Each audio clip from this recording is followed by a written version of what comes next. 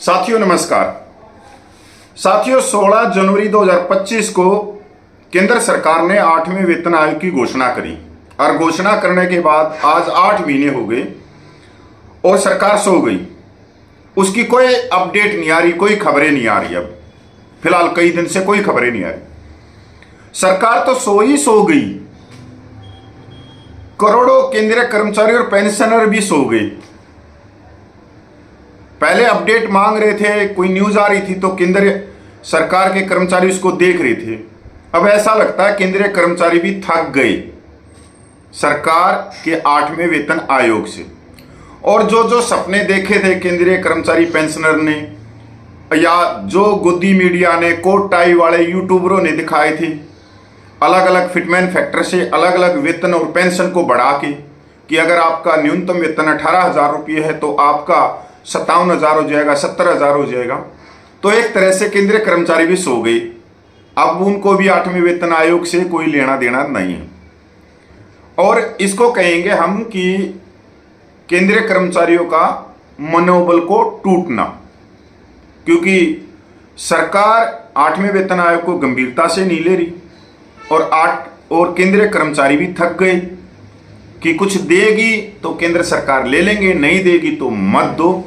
मतलब एक तरह से केंद्रीय कर्मचारियों ने भी अपने हाथ खड़े कर दिए, सरेंडर कर दिया।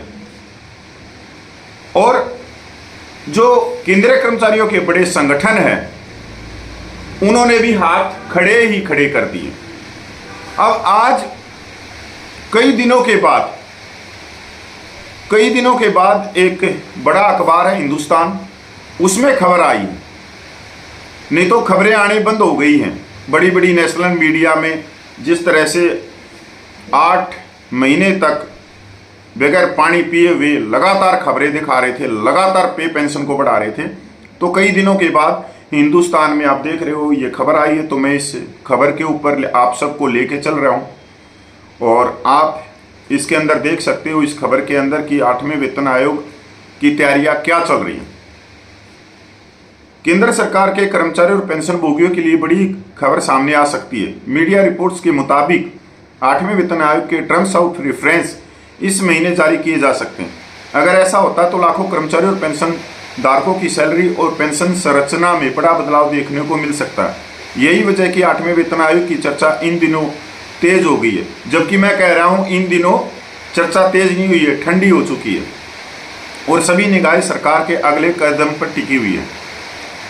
National joint council consultative machinery NCJCM के कर्मचारी पक्ष के सचिव शिव गोपाल मिश्रा ने NDTV प्रॉफिट को बताया, हमें उम्मीद है कि सरकार जल्द ही संदर्भ की शर्तों पर मंजूरी दे देगी। हमें उम्मीद है कि इसी महीने तक इसकी मंजूरी मिल जाएगी, लेकिन अभी कुछ कहा नहीं जा सकता। बता दें कि NCJCM नौकरशाहों और कर्मचारियों संघ के प्रतिनिधियों से बनी एक संस्था केंद्र सरकार उसके कर्मचारियों के बीच विवादों को बातचीत के जरिए सुलझाने के लिए एक अहम मंच के रूप में काम करती है। बता दें कि टर्म्स ऑफ रेफरेंस दरअसल वह दस्तावेज होता है जिसमें आयोग को यह बताया जाता है कि उसे किस किस मुद्दों पर अध्ययन और सिफारिश करनी है।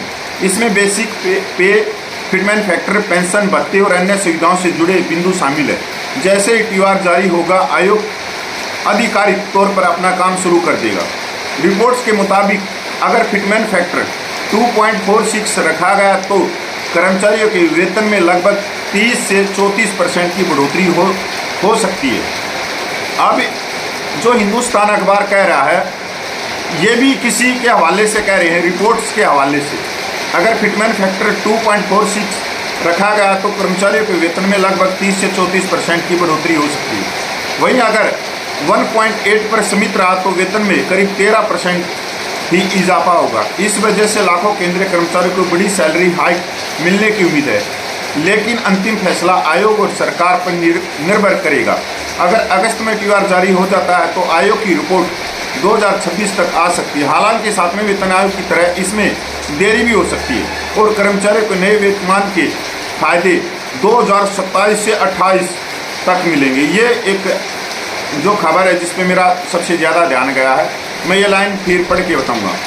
कर्मचारियों को नए वेतनमान के फायदे 2027-28 तक मिलेंगे। ऐसे में कर्मचारियों को न सिर्फ बेसिक वेतन बढ़ने का लाभ मिलेगा बल्कि DA, HRA और पेंशन में बढ़ोतरी देखने को मिलेगी। अब ये बहुत दिनों के बाद में ये खबर एक बड़े अखबार में आई है। तो साथियों नमस्कार, मैं पूर्व सैनिक कपिल पुत्री।